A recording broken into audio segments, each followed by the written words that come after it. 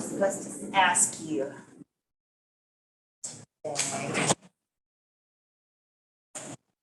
will be at the front desk if you think of it. Is Debbie out today? Yes, I'll be up there. Very good. What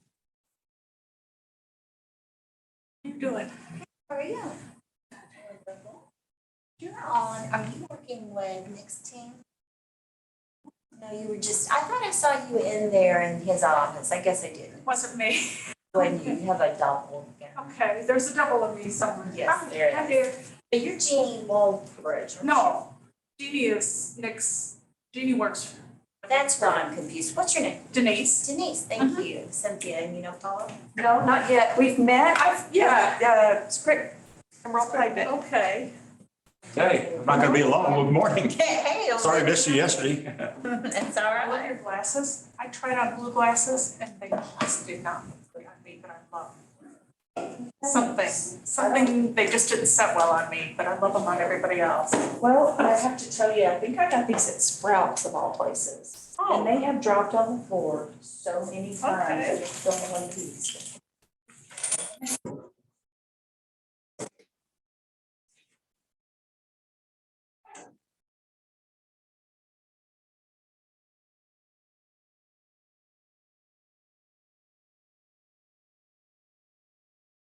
What's happening? What's happening? Good stuff.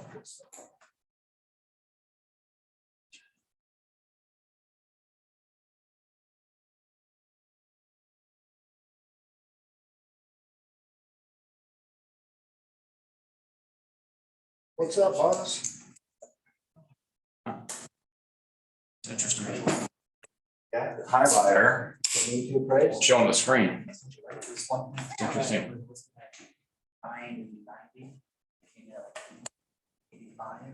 Morning. How are you? Yeah, let's just keep winning awards.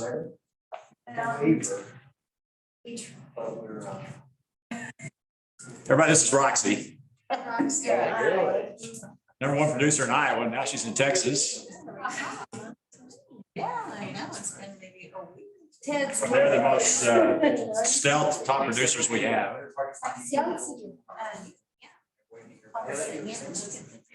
There's no way. I'm on the south side, I wouldn't use it. But you know, then they're back to the third one. Yeah.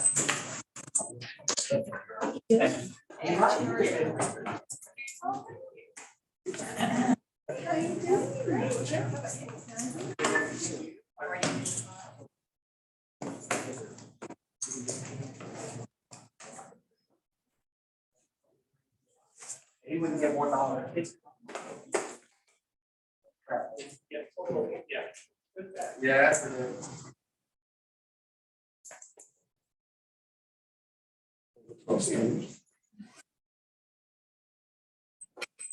Great to see you. Very pleasant surprise. The captain's here too. What's up, buddy? Hi, Ted. How you doing? All right. What a treat. Treat to hear. We got like 2 minutes. I'll watch something come back.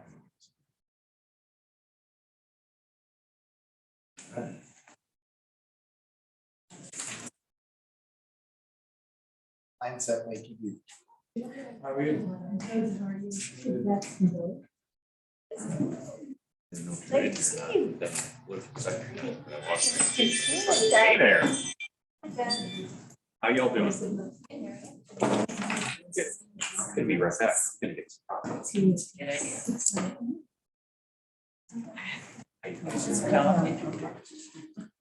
Yeah. Just right now, I mean, I'm gonna leave right now. Yeah, that's what I was talking about. I was talking about a year and a half ago.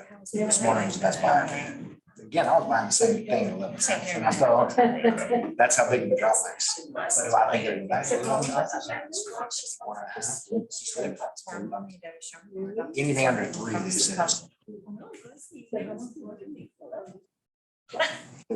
bought it at 8, and then I bought more at like 16 or 18. It's down to about 2.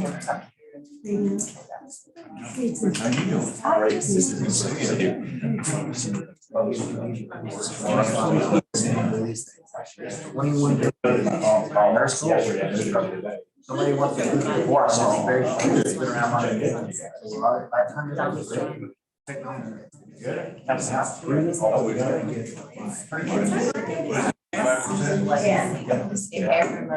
Just by the time you're.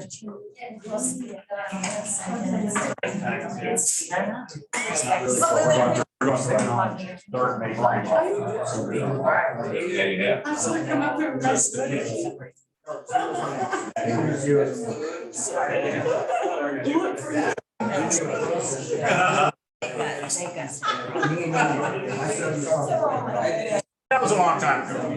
72, 73. Wow. Unbelievable.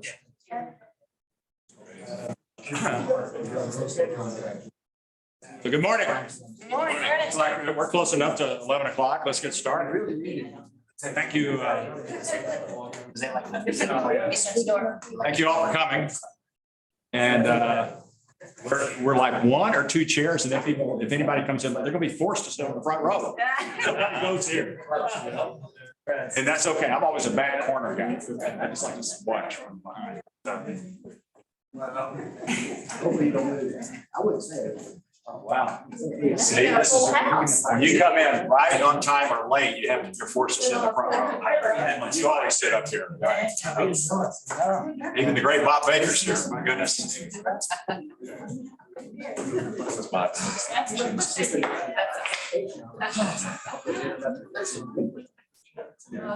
has a chance. So, oh, we got a Zoom too. Good. Hello, Zoomers. See the cameras going back there. So good morning, welcome. Thank you for coming. I never know who, if it's going to be 1 or 30 or the crowd's as large as 2,000 before at an NAR convention. So, and this is really just going to be more of a conversation. Part of it's my journey and my story, but it's really not meant to be. It's meant to give you just some ideas on how to think maybe differently. And my guess is when we're through, somebody will go, well, I've heard that, or I've heard it and I'm needed to hear it again, or I never heard that, or parts of it. So whichever one of those categories you fit into, that's okay. So this is about 45, 50 minutes of slide. There's 17 slides. So if you're going to count slides, and I'll tell you that. So if you get to like slide 14 or 15, it's just to give you hope. There's only a couple more. So anyway, I'll go pretty quickly. But it is interactive, but we should have time if we use what's calendared to go to 12:15. We should have time for questions or discussion or ahas or complaints or whatever at the end. But feel free to jump in anytime. I prefer it to be conversational and interactive. So I'm just going to take you through a process, and part of it's been my journey, and part of it's been my study about money and the growth of money. Because I actually think money is a really good thing. I think profit is a really good thing. There's a lot of limiting beliefs out there, and I'll talk about that in just a minute. But so let's just get started and get moving with this. And yeah, okay. Let's see. Bob, would you get Sue's? I will. Please. Maybe I can do it from here.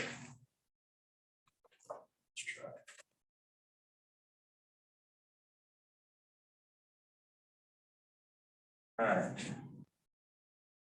So anyway, we'll get to that. There's some really cool slides. So, but I think the next slide up is going to talk about we're in the right place, United States, regardless. In fact, I went to a political dinner downtown last night at the invitation of somebody else with I'm having a little clicker issue. So sure. That would be Angie. I'll be right back. Oh, it's an Angie thing. Okay. And regardless of your views on the world and America and what's going on in America, and the right's trying to get further right, the left's trying to get further left, instead of everybody trying to come together and all that, we're still in the best place to be. I've had the opportunity to be in a lot of places around the world, and I've taught in Mexico, Poland, China, and every time I get back from wherever I'm at, when I get back here, I want to kiss the ground, because we are the best place we're in a capitalist country. And capitalism is good. But let's just take it versus communism. All right, communism thinks the government should own and control money, and capitalism says that you should own and control money. And capitalism is winning. There's only 4 communist countries left. You got North Korea, right? You got China, you got Cuba, and you got California. Those are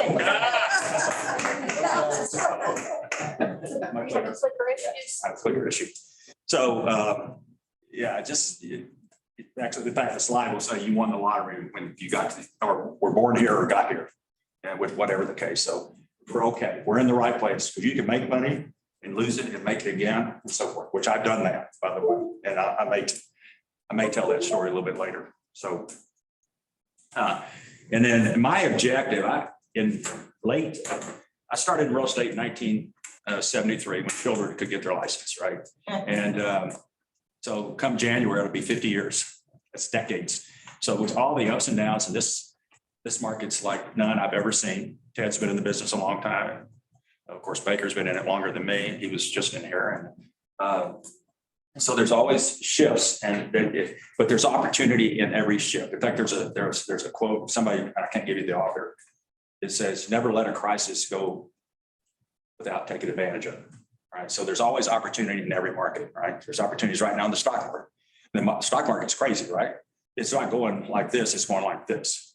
Up 1,000, down 1,000, up 900, down 1,100. And it's so volatile right now. And but so is life sometimes, and relationships and whatever. So it's She took it. She took it. for she took it with batteries. her? Okay, or maybe it's a battery. So anyway, so the conversation today is on mainly mindset. I've got some books I'll share with you. This is a limited version, and I'll talk about these a little bit. But my objective in the late 70s, I told you when I started, I started out in sales. When I was young, when I was 26, I became a manager. I did that for 4 years, and I started my own company in 1980 with Dillingham. That's when we first became business partners. So that's been a long journey and a great one. And but my objective when I was managing and doing some coaching and teaching and building my career in the late 70s, I said, what's my real objective? This is before I knew about strategic plans and mission statements and vision statements. I said, what's my goal? And my objective was really simple. I said, I want to fund my life, obviously, had a young family. Okay. And I want to do it by helping people, being service minded, and I want to have fun along the way. And I heard some dings. Is that good? Good to go. Okay, good. All right. So let me start over. You won the lottery. No, I'm talking about that. So here's my objective. And so I said, what are my options? So I said, I'm going to stay and I'm going to go with the real estate thing, but I'm going to pick and choose. And by having fun, I think you should love what you do.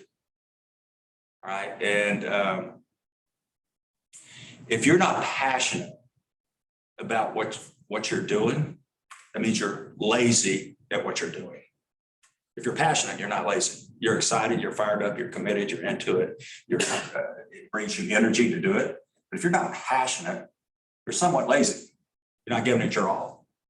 Maybe it's subconsciously, if not consciously. When I started in the business, my first week or 2 or 3 in real estate, it was down in Richardson Promenade Center, a small office. And so I showed up the first day. I didn't know what to do. I had a desk a little bit bigger than this. It was bullpen, about 12. It's only 13 people in the office. There were 12 women and now me. All right.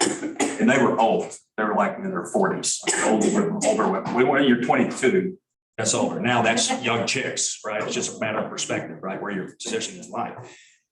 And so I got there and I had my polyester suit on. I was all dressed up, right out of school, newlywed. I was ready. I got there. I had a little box of 5x7 or 3x5 cards with my parents' Christmas card list, and that's going to be my database, right? And I was ready, and as one lady comes over to me, and I'm sure her intent was good. She said, "Well, Mike, welcome. My name's whatever it was, Martha, I think." And and she said, "Good luck." She said, "But don't get your hopes too high. You probably won't make it." Wow. Well, thank you, Mrs. Martha, but why do you say that? She says, it's a woman's business and you're too young. Well, good luck, right? So does she have some beliefs? she had some biases, right? And she was kind of right. It was over 80% women in the business, about 85% women in residential at that time. Now it's about 60, I think, according to NAR. But that fired me up. That's, sometimes you can motivate people by telling them what they can't do. Anybody got to know about that, right? And so, well, I'll show you, right? And so I became two things. I became Rookie of the Year. That was cool. Small office. I was Rookie of the Year. I was the only rookie, but I was Rookie of the Year. And That's awesome. and I was, but I was also I was male Rookie of the Year. That's what but I was top lister. I think I got like 12 listings that year, which I was like, woo, this is good. Made like $9,000. That was plenty back then. We're paying $173 or $171 for our apartment. And so we were able to get by with that. Karen was working. And so, but I did everything I was told to do. But I asked the manager, I said, what do I do? And he first came out, just say this is a phone book, bigger than this. He came back and said, here, let's just open it up. He said, start up top left over here and just start calling people. And just start calling those names. He said, before do not call, way before do not call. He said, just introduce yourself and say, do you know anybody that's like buying or selling their home? And of course, I get hangups, don't call me again. It was just, I kept going down and going down. I think I got to the second page. I'd called now a couple hundred people over 2 or 3 days, right? But I'm doing what I was told, right? That's my job. And I got about halfway through the second page. Somebody said, I can't believe you called. My husband were just praying over this morning that we're thinking about selling our home, and your call is like a message. And yes, we'd love it. We're thinking about selling. I don't know what to say. I hadn't been given a script. I hadn't been trained. I was like, and so I kind of stumbled through it. So I went through that. And I thought, I'll use the word passionate about this. So I went to my manager, his name was initials DA. Don't go there. It's David Allen, I guess, whatever it was. He went by DA, and DA Frank, I called him Mr. Frank. I said, Mr. Frank, that's his last name, DA Frank. I said, is there something else I can try? He said, sure, come with me. He said, and he said, I want to drive you somewhere. And we got in the car and we went down to corner of Cliff Brook and Hillcrest. That's in Northwood Hills. He turned and just turned there and he stopped. He said, all right, you don't have business cards yet, so I've made up about 30 for you. I printed your name on them. And he said, I want you to start knocking doors. Now, this is where I got some training, unlike on the phone. He said, when you ring the bell or knock the door, you take half a step back, turn your body at an angle, and be ready to give a gesture of your card. He just said, hey, I'm just walking the neighborhood. You know anybody that's thinking of selling your home, right? And he said, I'll pick you, this was like at 2 o'clock. He said, I'll pick you up at 4 o'clock at this same corner. That's what I did for a couple hours. I wasn't passionate about it. Then I learned expireds and FSBOs and open houses and geographic farming. And you just go through all the sources of lead generation, then called prospecting, and the 10 or 11 of them. And to make it short, over time, over years, I found there's 2 things I was passionate about. One, my sphere of influence, like most of you, right? That's the go-to. That's easy. You know them, they know you. And the other was geographic farming. And my geographic farming success really came when I went out of sales. I was in management for a lot of years. I was a manager for Henry S. Miller Company for 4 years in Plano. They just opened in Plano. Then started our own company. And then we sold our company to a financial institution, which became Murray Realtors, which later became Coldwell Banker. So Dick and our company was the seed company for Coldwell Banker at DFW. That's kind of funny. So if I'm recruiting somebody from Coldwell Banker, I kind of want to say, who's your daddy? I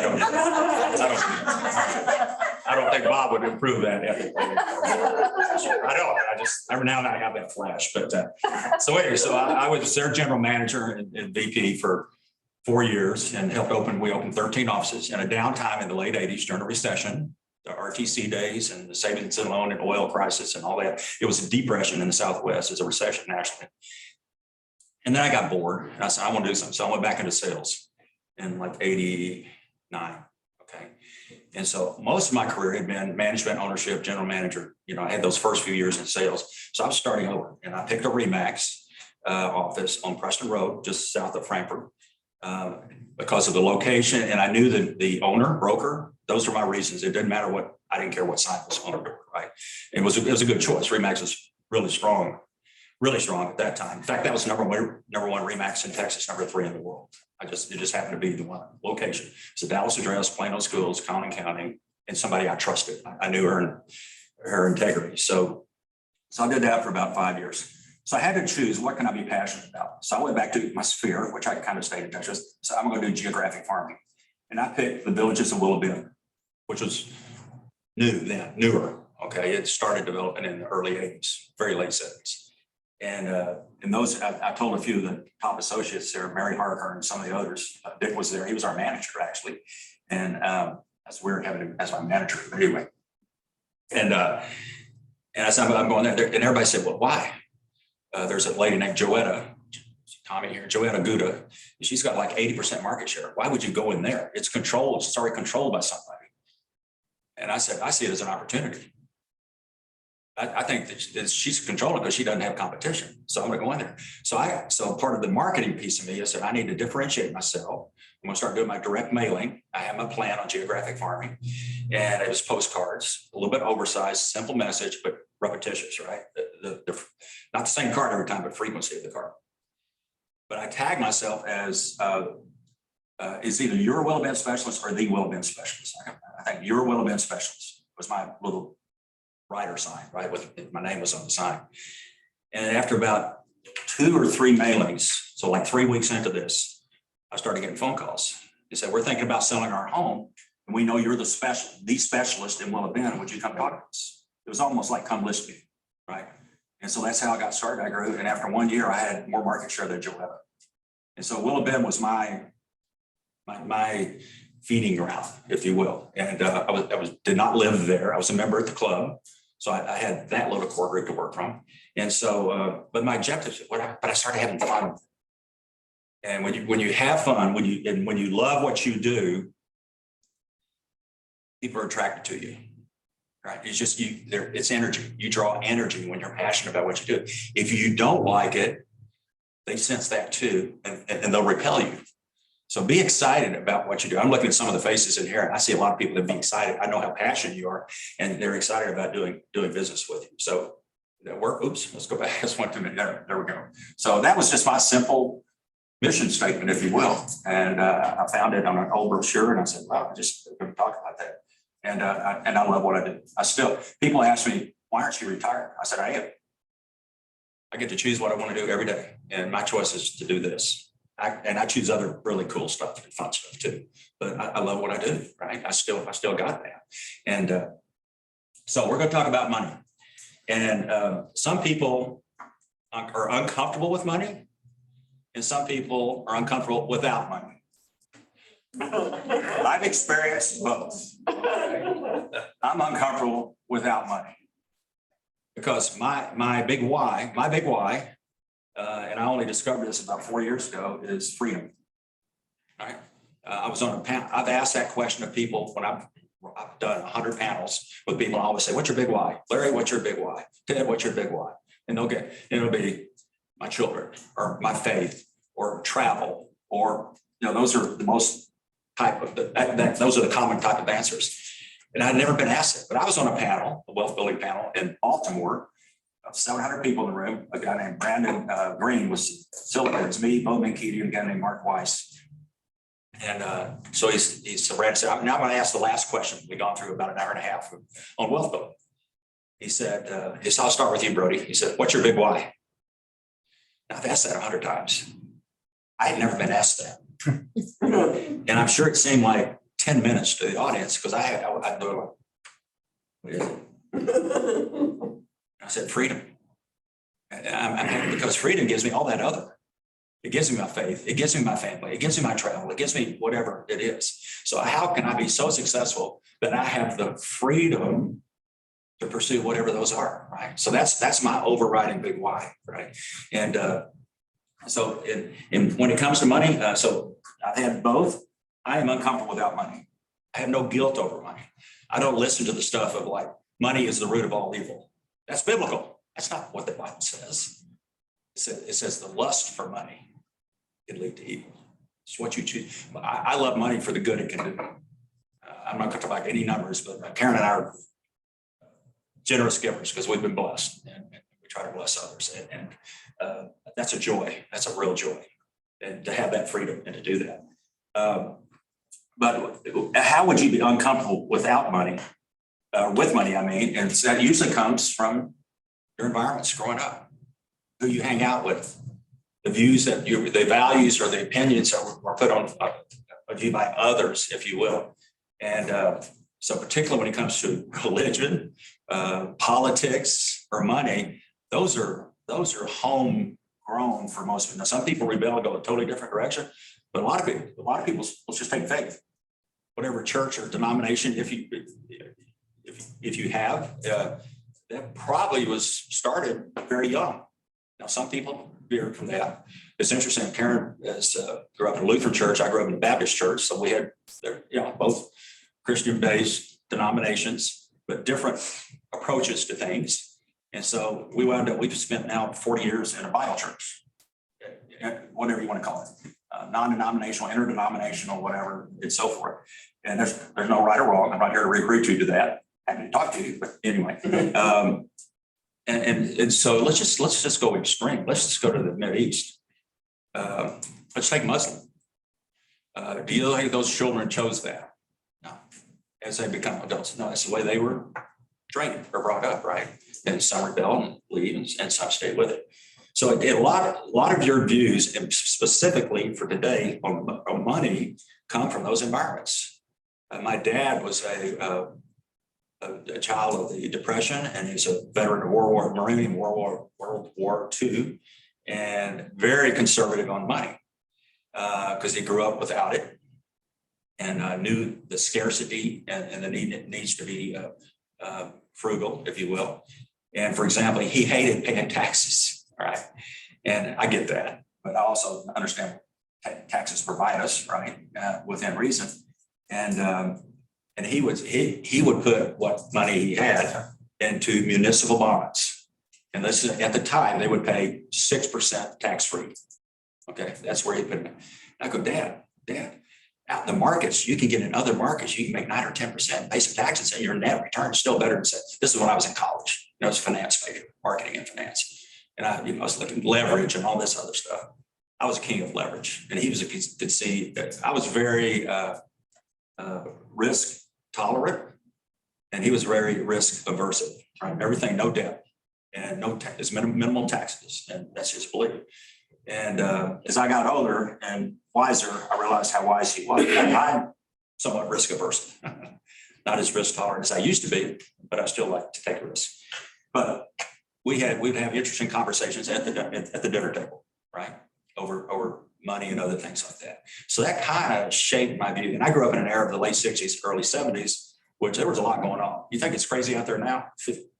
This was Vietnam, this was assassinations, this was burning cities and cars and looting, and it was tumultuous times, right? And what's interesting, my generation today are like they're our parents. They're the most conservative, right? When they were the wild children, right?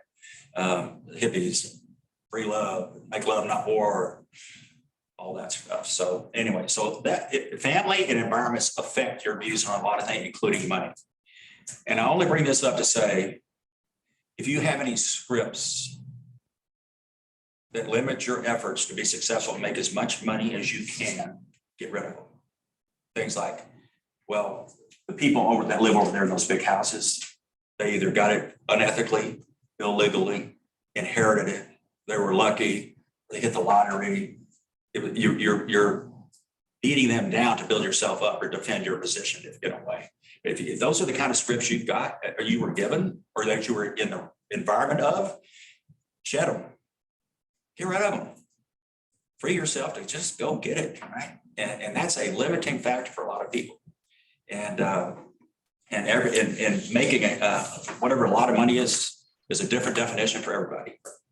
And so I'm not talking about greed. I'm talking about money for the good it can do. All right. So that's a mindset. All right, and it affects your success. It affects your success. Next is feed your head. What you read matters. You can read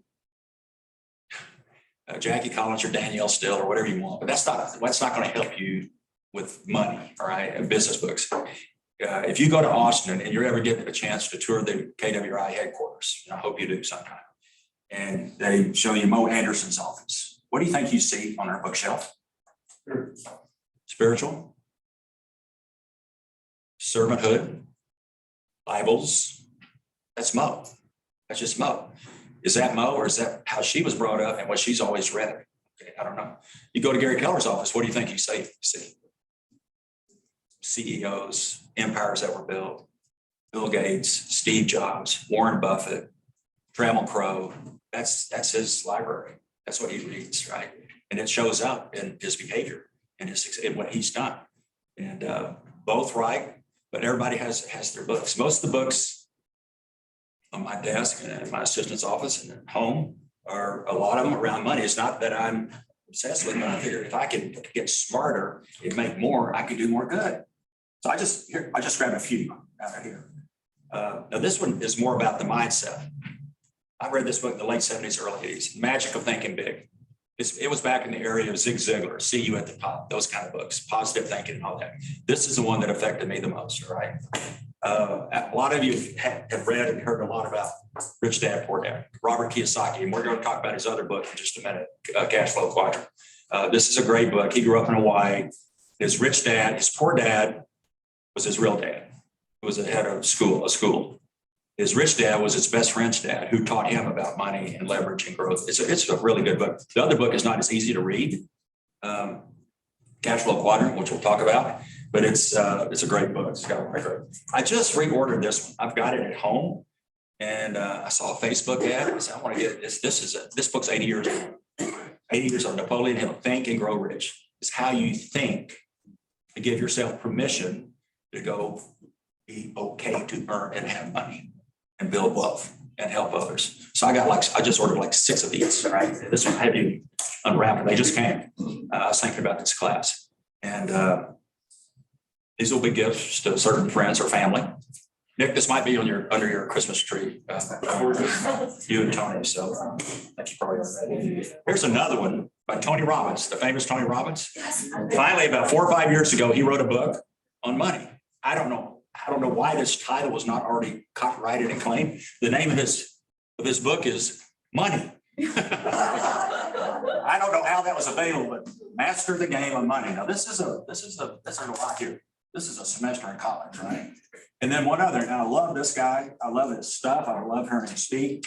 And probably the guru on radio and seminars is Dave Ramsey. He's got several versions, but Total Money Makeover is one of his books. This is a little simpler than Robbins' book, but it's a classic, okay? And so I'm not saying go read all these, but pick a few. I think 11 books. We used to have a little quiet room over here. It's over by the McCoys, just trying to keep them calm and quiet. And so we had a bookshelf, and so seriously. And so I put like 11 books out of my office in there. And I didn't say, please return. I say owned by the library. They're just there to read and borrow, bring back and share with others. And so feed your head. What you read affects how you think affects how you act. I'll just leave it. I think that's the simplest way to put it. Next is surround yourself with people who are on the same mission as you. How many of you have heard the phrase, you're the average of the 5 people you hang out with the most? Anybody heard something like that? Okay, I kind of agree with that. And I think about my 5. And one thing I would add to that is don't get fixed on the same 5. They can change. It's not going to be, your 5 today might be different than they were a year ago or 5 years ago or 40 years ago. I've got 2 gentlemen that I love dearly. They were friends in college, junior college in Iowa. Marty and Bill. I still see them. I go back to Iowa somewhat frequently. I still don't have family there, but I went 1 year of high school there and lived there for a few years, went to junior college there. And I've helped that Des Moines office grow. Because of that is the reason I met Ted Jacobson, and our friendship has grown and endured. It's from Iowa, once you came from Iowa. I know, we got 2 Iowans right here. It's a great state. I love the people of Iowa. I love the The environment of Iowa, I love everything about Iowa except it's winters. Yeah. So I came back to Texas because I like outdoors, right? I don't care if it's 90 in May or 95 here. It's 35 there or whatever it is today. But anyway, I love Iowa. But I go back pretty much every year. I get with Bill and Marty. And so Marty retired. He spent 40 years as a loan officer, a car loan guy for Chrysler Corporation, Chrysler Credit or whatever. So he worked 40 hours a week for 40 years, retired, happy. Never left Des Moines. Now he's back part-time as a mortgage lender for a bank. He gets to pick his hours and stuff like that. He's in West Des Moines, Clive area. Love the guy. And we go back, we played golf last summer and Bill, and they stay close. They're close. And Bill played golf with us last summer too. Bill went into the auto parts business. He had an uncle that was Napa Auto Parts. I don't know if those are franchises or corporate stores, but that's where he started after he went to junior college, and that was it. That's okay. So he, because of an environment, somebody knew he was an auto parts business. And he evolved in, and his crowning, he's now retired, but he eventually got to be the head of auto parts and auto service they had for all of Iowa for Walmart. He felt like he was president of the United States. He was so happy of that. And I think it's a great accomplishment. And you know what? Both of them had great careers. They did the same thing all their lives, and they were passionate about what they did, and it showed. So they had success. And I admire that. We went 3 different directions, right? And but they're not my 5 anymore. Just not my acquaintance. I don't love them any less than whoever is in my 5 now. But that 5 can change. Different people come, enter, and leave your life, and that's healthy. I think it doesn't have to be fixed on 5 people forever. And so, so I look for people who we have common interests. We enjoy each other's company, and frankly, it's people I know I can learn from. All right, and so anyway, just so. Without getting too personal, if you care to share your current ones, or I don't bring any names up, right? Or where you gravitated to? Well, I'd say 2 of my 5, one is Bellingham and the other is my son, Tony and Nick. I'll put them as one. Let's just say the other 3 are, 2 of them are retired. They took, they broke away from Anderson Accounting and Consulting. They started a company called Accenture back in the 90s, grew it massively and took it public. They did very well. I can learn a lot from them. And plus we all play golf together, and they're great guys. And they're good people, really good people. And the other one's a lifelong friend that lives nearby. He's retired. Our kids grew up together and so forth. In fact, I've talked to him twice this morning. We don't talk that frequently, but I love men with me. And so, yeah. And there's nothing that it says it has to be all male or all female. Mix is good. I just meant that all those are guys, but I've got some great female friends too. So anyway, so I think that's important. All right, so the slide's in here, so I might as well share the story. A couple of you have heard it, I think. So this one's a really important slide, and it's very personal for me. Broke is temporary, poor is forever.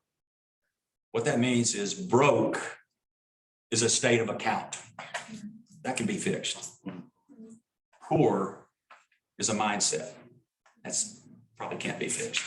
Poor is people who've given signs on the corner, sleeping in cardboard boxes under a bridge. That's poor. City of Denver, it's about 8 or 10 years ago, went to the homeless community and offered, you all got a job. We'll give you a job. Come work for the city of Denver. Can't promise what the job. We will give you a job. So whether it's in maintenance or sanitary, garbage, I don't know. We'll give you a job.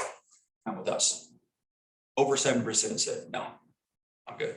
What happened? 70? So over 70% said no. 70. 70. That's poor. They're done.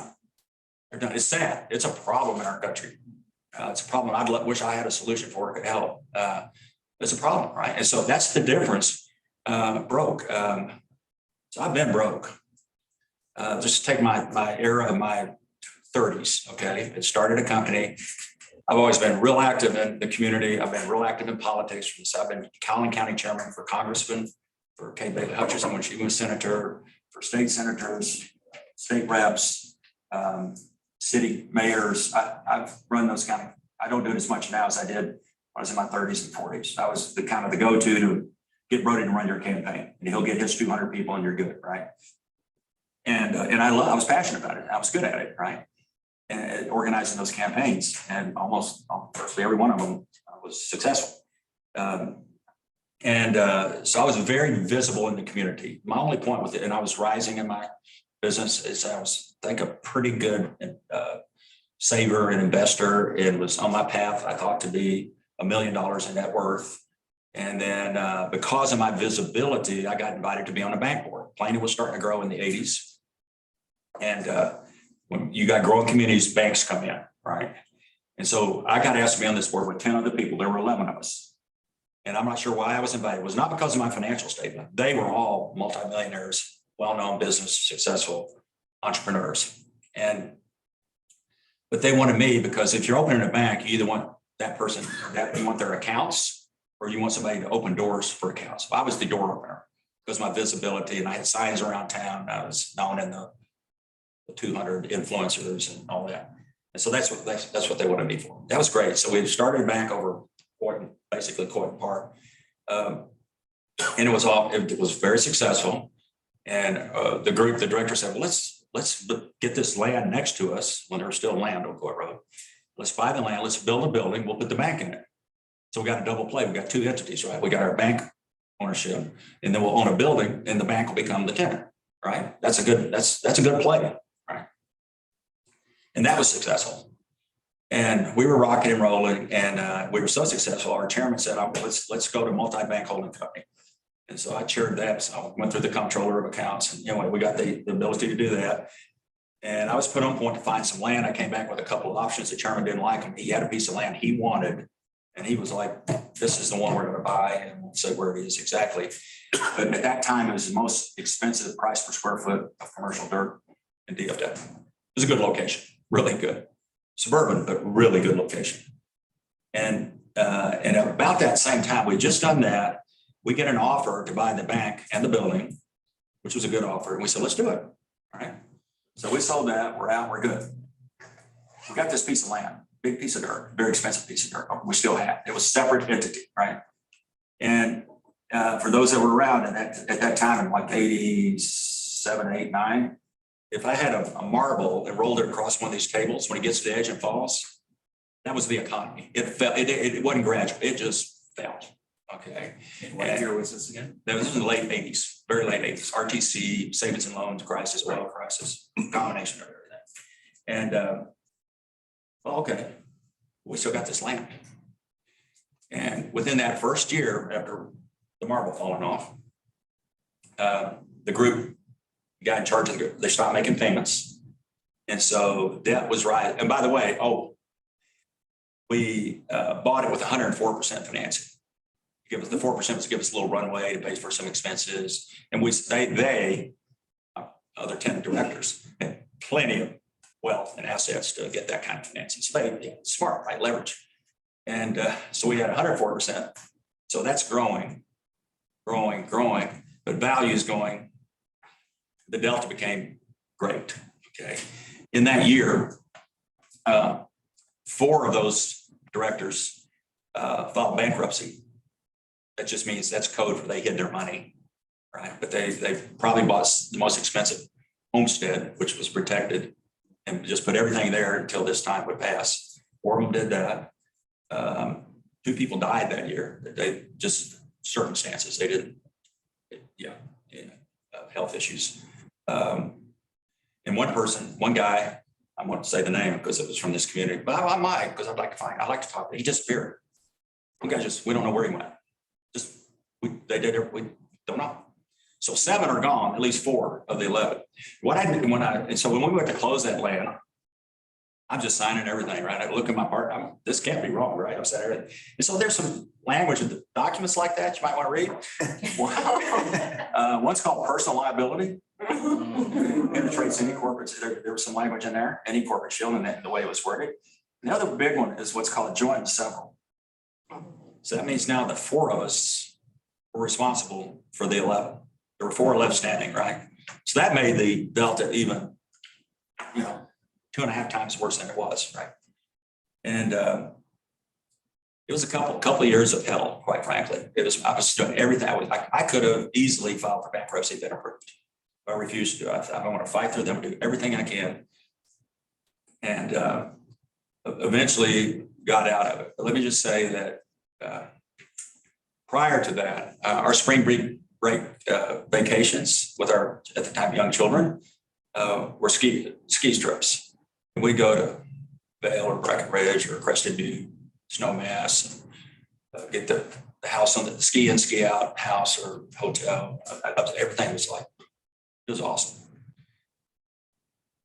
That year, our spring break was, we loaded our Suburban, the four of us. We drove to San Antonio. We stayed in a Hampton Inn, one room, the four of us. Hampton Inn, because they have free breakfast. That was important. And we spent a day and a half at SeaWorld, and we drove back. Lesson learned. For years, the kids, that was their favorite spring break vacation. So it's not about, they don't know about, they're not thinking about what stuff cost. It's the experience. It was the togetherness. It was memories. But while I was going through that, only two people I think knew were the partners, the four remaining partners. The other two were my wife and Dillingham, my business partner. He needed to know. And I was, when you're in that mode of feeling poor, you're definitely broke, but you don't want to be poor, right? Because you can't fix that. You can fix broke. I was embarrassed. I was losing confidence. I was losing passion. I was losing self-esteem. It's not a good feeling, right? When you're in that environment. And if you've been there, or if you are there, or if you know somebody, or if you're ever there, there's a way out, right? But it took a little tough love. In fact, I don't always say who, but I'll say who. So Dick's one of my best friend, business partner. He finally came to me one day and he said, "All right, bro, just shut up. It's time for you to just shut up, get out of your pity party, look up, get up, and go kick ass again. You're the best. You're the best." That was an event. That wasn't you. That's the nudge I needed. Now you can call that tough love or encouragement or friendship or whatever, but I needed somebody to say something like that to me. And I went, all right, okay. Because I was thinking about, well, I'll just do, I need to make, I'll try title, or I'll try mortgage. I was looking for something in the general category of real estate, but I couldn't be a realtor. Look at me, right? Because it wiped me out of everything. I had everything except homestead, kept her home. I had 2 rent houses, but they were a negative net worth. They were underwater because of the economy. And so we were on a path to be an quote millionaire on a balance sheet to back to probably negative, well, probably neutral with homestead. But that's what I needed. Then a year or 2 later, I get a phone call, and I was about ready to take some risk in it. I want to do something. I get a phone call about this new concept coming to DFW. And when I take a look at it, and the guy had a great script, and I was happy. I was back to happy. I was back to being successful. Life was good. I was happy. I was a new person, or the old person, or the new person, as a new person. And but he had such a good script. I said, okay, I'll give you 15 minutes. I met him, and he had brought a lady with him named Althea Osborne. And that 15 minutes turned into 2.5 hours of me asking questions. And that's when I started my journey with Keller Williams. And I'll show you what that's meant just a little bit. But my point is, broke is temporary. It's a state of account. So for anybody you know, go get gas. Go be the best you can be, because every one of you has a gift. Every face I look at here has gifts. Okay, and go be successful. Be that. Now, I mentioned this guy, Kiyosaki. His other book was Cash Flow Quadrant. We talk about this a lot. It's almost like the DISC profile. It's such common language. Cash Flow Quadrant. But let's just kind of do a quick review here. It is the ESBI. The E stands for employee. So these are 4 categories of business and money. The 2 on the left are about income and making money. The 2 on the right are about assets and building wealth. So 87% or some statistic in the 80s of America starts in the E quadrant. That's what we do with you might have been brought up this way. I was. Our kids go to school, get good grades, and get a job. That's what you're supposed to do, right? In America. So 87% start there. Now, it just says you're working for somebody else. You have a job. Your time for somebody else is how you get money, by showing up. Marty was a classic employee, and Bill. Marty, 40 years, 40 hours a week, you know, and he's good. And he was careful with his money, and he lives a good life. That's cool. That's the majority of America. Now, realtors, we tend to drift from the E quadrant. I'll just go down to the self-employed or self-reliant quadrant. It still takes, you're still trading time for money, but now you're on commission rather than salary. So really, there's more responsibility. There's absolutely equal or more self-accountability with that than there is being an employee, because yours every day is a new journey. Every day you're on a new hunt. Every day you become the predator looking for your prey, right? That's kind of harsh words, looking for your next opportunity of business. But so you own the job. And so you're trading your time for money, and every day's a new one. Now, the top right, the business quadrant, business owner, and I'm gonna give you a chart on how this can look at Keller Williams. And Keller Williams is the only company I know that really teaches this. There's a book called MREA, Millionaire Real Estate Agent, how to build and run a business as a, you know, either make yourself an employee of your own corporation, but you're really kind of a self-reliant business hybrid. And this is where you leverage through people. All right. And so you don't have to necessarily be there for the business to run. There's a quote at the top that I don't know if you can read by J. Paul Getty, just under the yellow. It says, I would rather earn 1% off of 100 people's income than 100% of my own efforts. That's leverage. That's a business. That's a team. That's a group. You can be an individual and still have leverage as a business. So, and then the I quadrant, the E, S, and B, employee, self-reliant, and business, all should feed the I, which is an investment in income. You're an investor in the I quadrant. And the investor, all that's in there is paper. Paper asset, everything's paper. But what about a house? Well, it's a deed, it's paper. Yeah, that's what gives you the bricks and the land and the dirt and the improvements. It's stocks, it's bonds, it's CDs, it's whatever. And that's where you count up what your assets are. Your business is an asset on a balance sheet, and your investments are. So any questions around that? It's just a concept you need to kind of get imprinted. And it's by Robert Kiyosaki. It's called Cash Flow Quadrant. That page is the book. That's a super summary. This is a fun book to read. Cash Flow Quadrant, I'll just tell you, if you buy it or go get it, just read the summary at the end of each chapter. It's not an easy read. Just go to the summary pages of each chapter, and that'll give you the book, which is basically that. Now, this is the seventh level, and MREA, they have 7 levels. First level is independent, an agent. Second level is agent plus an admin.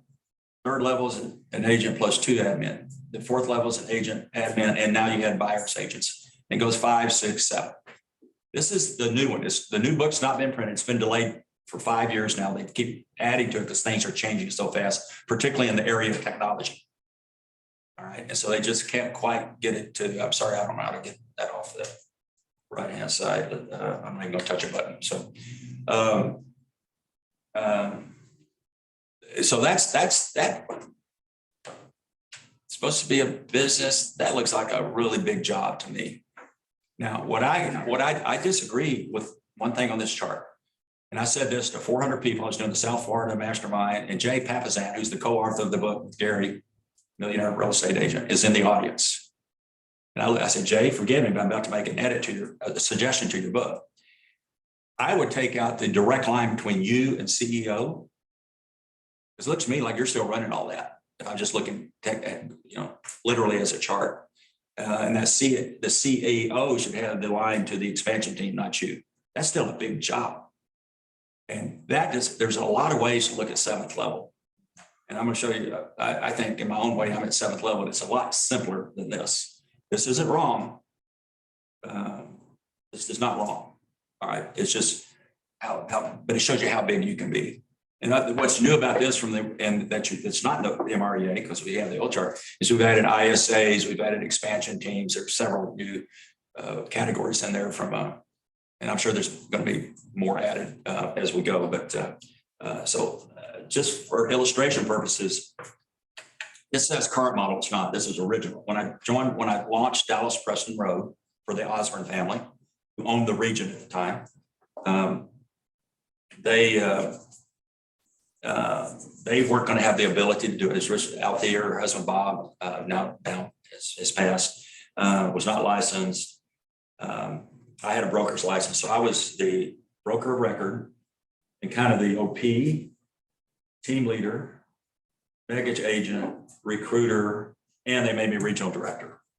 They wanted me to go close an office in Euless and get new owners in Denton, which I did, the McKissicks, and launch this one. And I said, well, if I'm going to do this for you, because they had been in Dallas and failed a few years before, they failed really quickly. So we weren't even starting at Ramsey, we were starting at underground.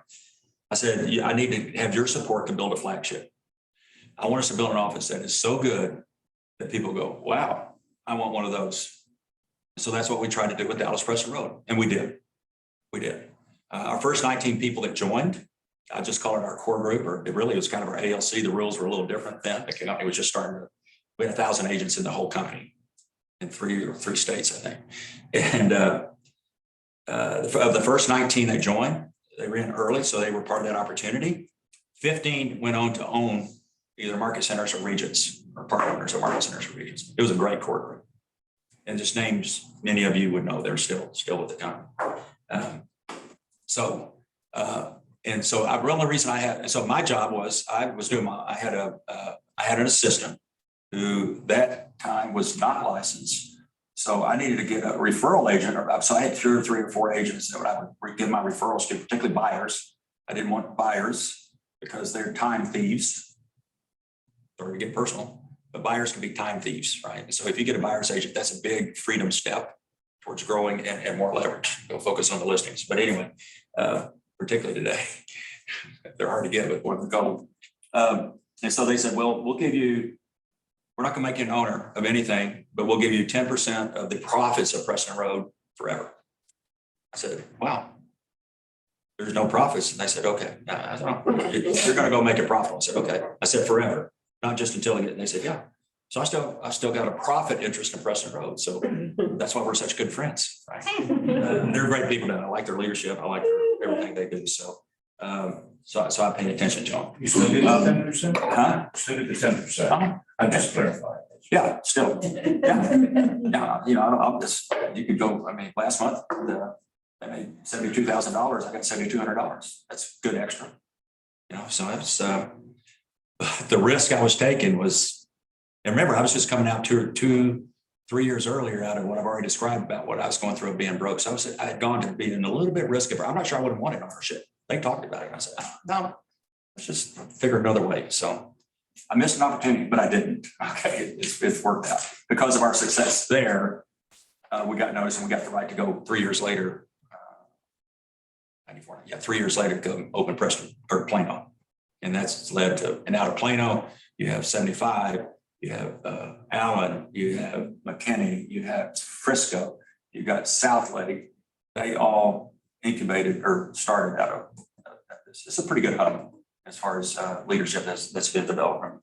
I love those guys. So that was my chart then. So now that's 27, 28 years ago, 94, yeah, 28 years ago. So one at a time, a little bit, my balance sheet from being at the Hampton Inn in San Antonio to today looks a little bit more like this. So everything on the right would be considered assets. In some cases, well, they're income producing assets, but they have equity value, all right? And so the first column is all Keller Williams related, and the other column is what I've done. So I work on the left to have the opportunity to create assets that have equity or ownership in them, and also can be income producing. And then the second column is everything from real estate to stocks to companies, in some joint ventures. I've been now still in 3 subdivisions that are being developed. And and by the way, of everything there on the Keller Williams entities, I own 50, Dick and I are 65-35 partners here. Okay. We used to have a couple other partners and they sold and we bought them out. None of those are all less than 50%. One of us is 3%. Some of them are 10, 33, 25, none of them are 50%. So that's leverage. I got in them, I've helped them, I still help them. But other people are the day-to-day, right? They're running it. So this is back to J. Paul Getty. I'd rather have 1% of 100 people's efforts than 100% of just my own. All right, that's a wealth building concept right there. And so the world has changed in 25 years, all right? Certainly for me. So I'm going to start at who's counting slides? We're getting close. Just a couple of comments. This is from Lou Holtz, who was a Hall of Fame inductee about 10 years ago. And he is it's almost, you can put it on your desk. I'm sorry, it's blocked out for you. Let me read it for you here. And that when he was installed into the College Football Hall of Fame, he said, the key is to have a plan to hold the people accountable and believe it can be done. Believe it can be done. You have to get people to make good decisions wherever you are in life. Good or bad is because of the choices you make. Choose to succeed rather than fail.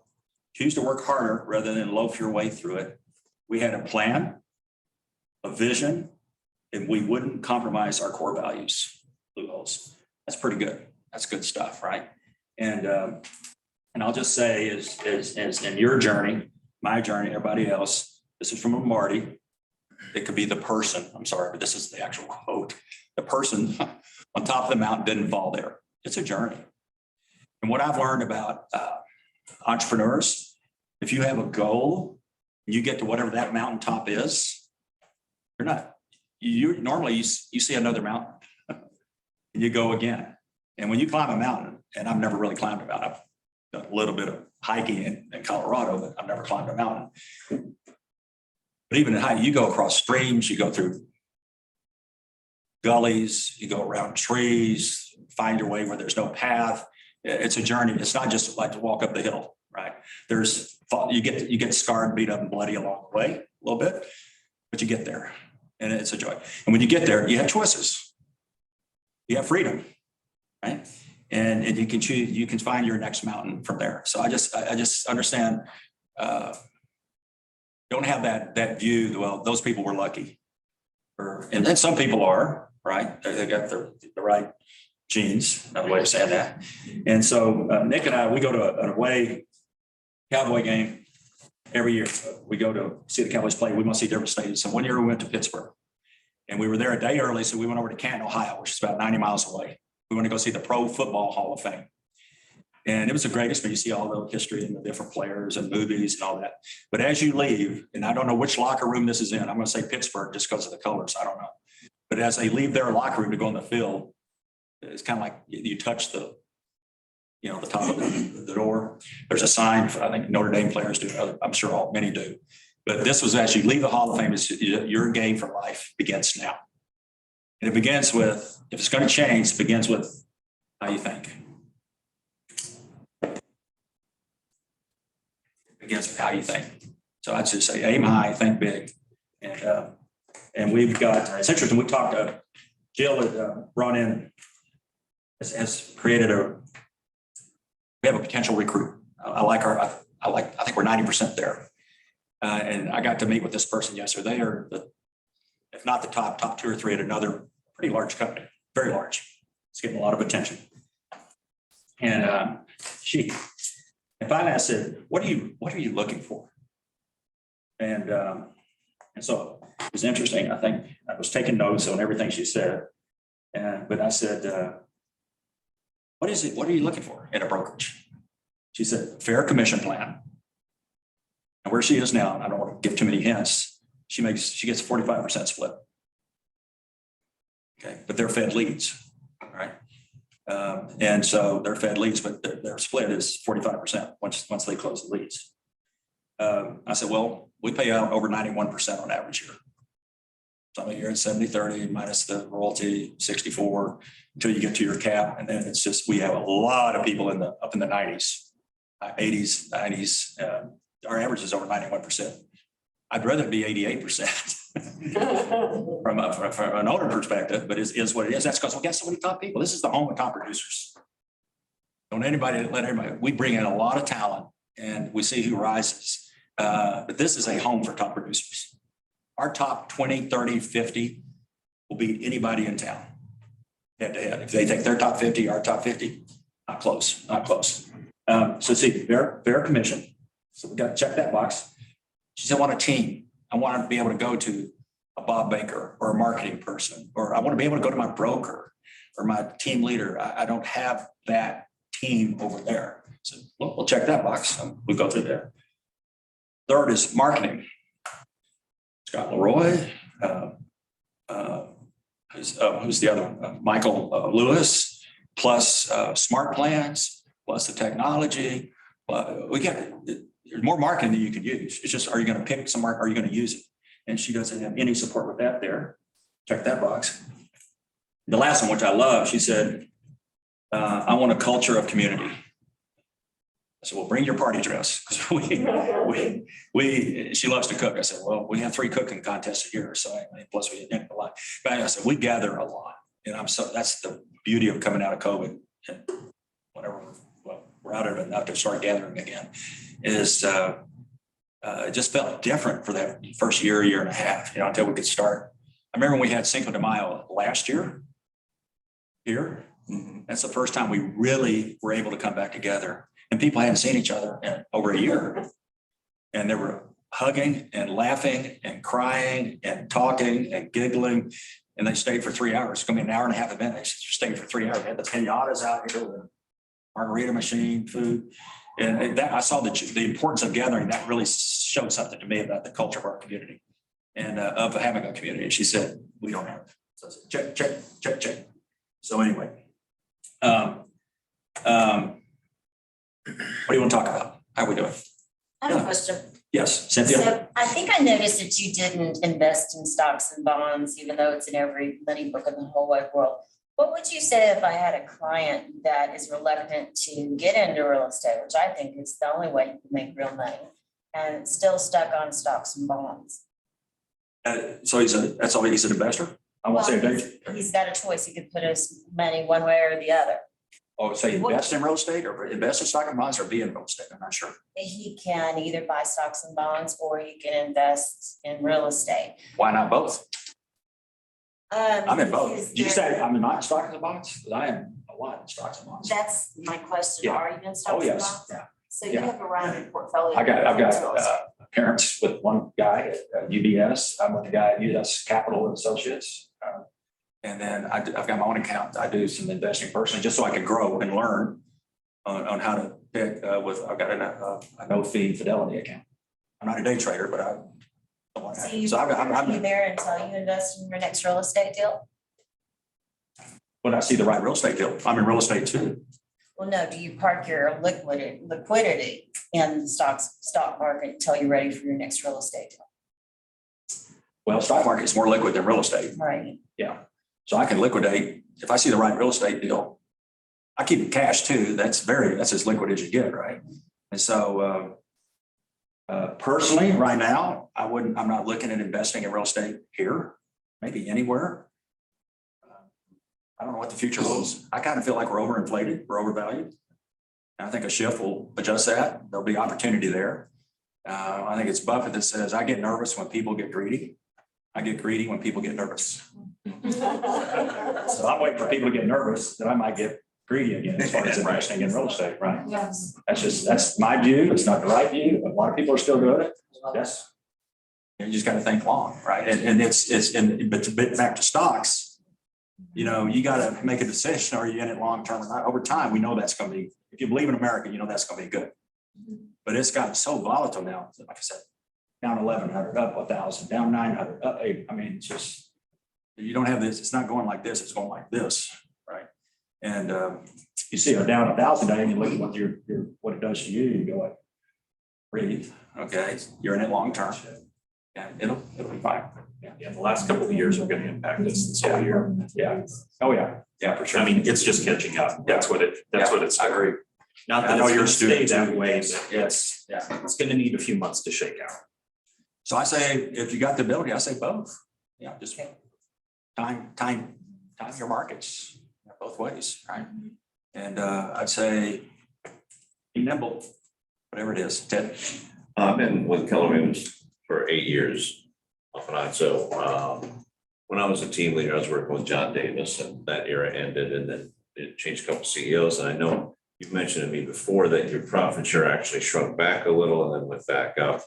So if you could talk about that in terms of, we kind of maybe almost got a little overinflated by our agent count, and then it had to shrink back. And did that affect profit share? How, as far as the company's performance inside the greater economy, we're in a pretty good track now, I think, but was there a wobble for a little while? Yeah, there was. I don't know if it was, this market's been so good so long. All right, we're on a 10, 11-year run. That's extremely long in real estate. And I remember in 2012, when we were just coming out of the other, I remember Gary Keller saying, if you don't go buy real estate in Florida, you're crazy or stupid, which I did. So I'm crazy and stupid. But anyway, look what's happened there. Because Florida, Vegas, and Arizona are the ones who are the deepest.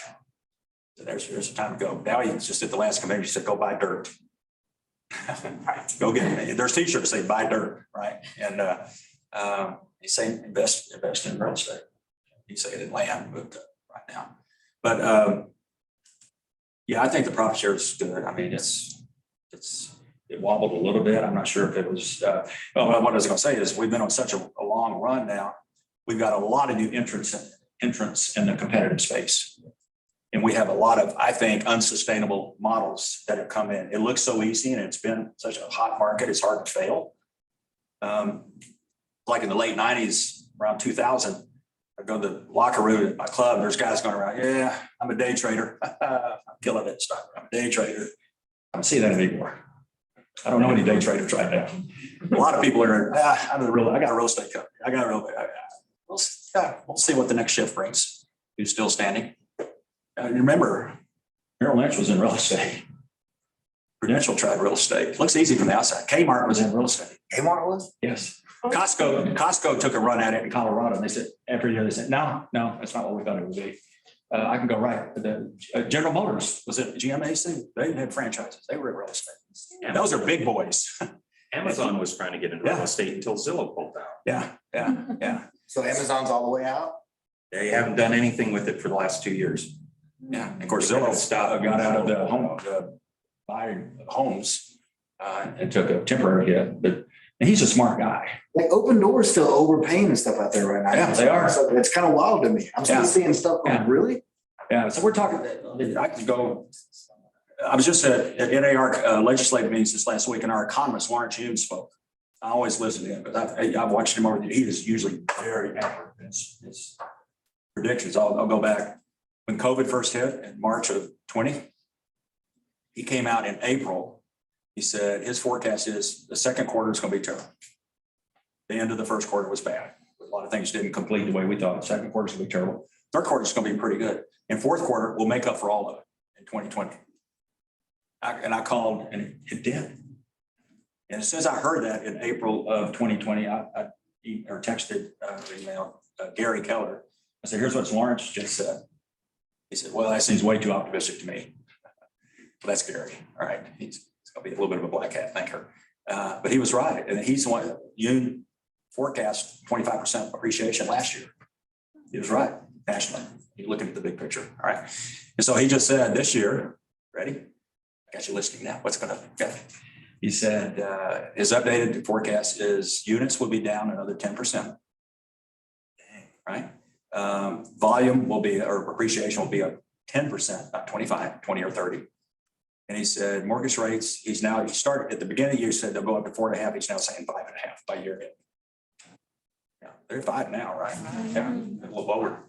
So, but so people say, I get asked, and by the way, I'll go to lunch at my golf club. The guys at the table will say, hey, Brodie, you must really be reckoning in this market. I said, no, we're not. We need units. People are raking it in are homeowners. That's who's raking it in, right? They're the ones that get the greatest gain out of all of this. But units are down 20%. That's not just us, that's market, right? We need more inventory. We need more units. We're based on units. So we're profitable, we're good, but it's not what I would like it to be, but we're okay. And we've got a great model for a time like this.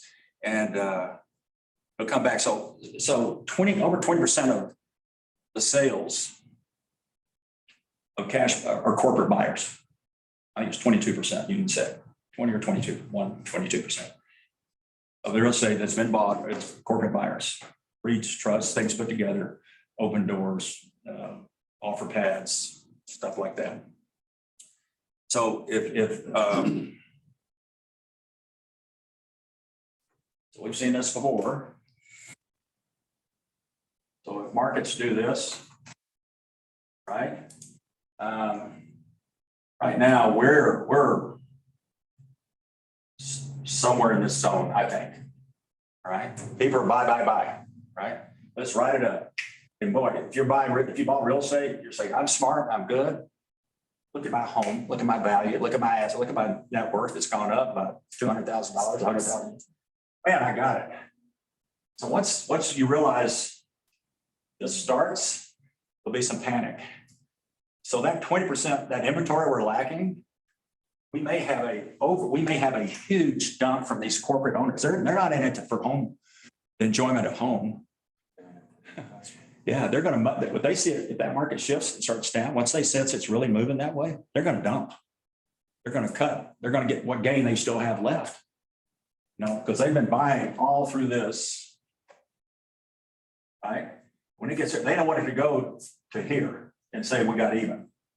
They want to pick up whatever profit they have, you know, at the top. So if that's 20 or 20-something% of the homes out there of an inventory that's owned, they're going to come on the market. And they'll be motivated sellers, I believe. So that's when they're getting nervous. You can start thinking you're getting greedy, right? And then we'll rebalance. The market will rebalance itself. We just don't know exactly when. I turned down investing in a big subdivision going in Salina, west of downtown Salina, right where the tollway goes through. Almost like a Willow Bend Lakeside. It's going to have parks and green belts and apartments and retail and commercial and the state lot. It's a mix. I mean, it's going to be a beautiful development. It's 5 years away, 3 to 5 years away. I said, I'm going to pass. Thank you. I don't have that kind of crystal ball. I know a shift's coming, and I think it'll be within 5 years. I think it'll be sooner, but I don't know. This one's hard to predict. It's hard to predict. And we don't know what world events may happen. I don't know what's going to happen, where Ukraine, Russia's going. What's that going to, is that going to be a world war? I don't know. What I do know is I can control what I do every day. And so can you. So based on whatever's going on out there, you can't control that, but you can control your own activities and how you go about business and go get it. Because there's buyers and there's sellers, and they need you. The market. You think they need you more here or here? Both. The answer is both. You don't have to start guessing. This isn't easy, right? If you're representing buyers, it's no fun, right? How many houses you have to make offers on before you get one? I did hear last week, the MLS, Netris, I don't know who, Netris put out a report saying the average number of offers on a new listing is down to 7. I would have never predicted this. 30, 50 offers and what they're going overpriced and certain stratas, its average price is 107% of list. I just like, never saw it coming. Because I was in the day, I've been in the day, where the average time on the market was not 7 or 17 days, it is now. It was 150 days. That's not fun either. So our job is to help people through that. So they need us going up and they need us going down. So we're good. We're good. We're good. Just go get them. Go get them. So what do you want to talk about? What else? Any ahas? I know it's a total guess, but where would you see it dipping? Because people ask me if it gets to this time, I don't get into it, but is it going to go 20%, 10%? I don't think it's anything like 2008 where it did that. No, I don't either. It's the inventory. Yeah. But does anybody have have you heard from an economist? I mean, you said up 10% this year. Yeah. But units down 10%, appreciation up 10%. I guess I don't know. They all start selling. I haven't heard. Yeah, I don't know. It's just different. Okay. We don't know how hyper emotional people will get when it shifts. Okay. The panic will Right. people are caught. Right. But yeah. We're real. That's all I know. All right. I'm respectful of your time. Hey, Brodie, how you doing? How's it going? Good, how you doing, man? Your opportunities and responsibility, I love it. Yeah. So, go for the chalet on the mountain, not the Hampton Inn. Be smart. All right. All right, y'all have a great afternoon. Thanks for coming. You want more of this stuff? Yes. Oh, wait, I forgot one slide.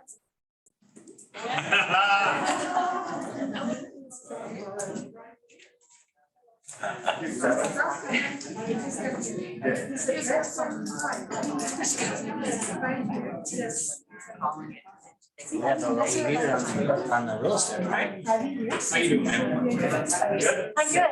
Good. Thanks for coming. Oh, yeah, thank you.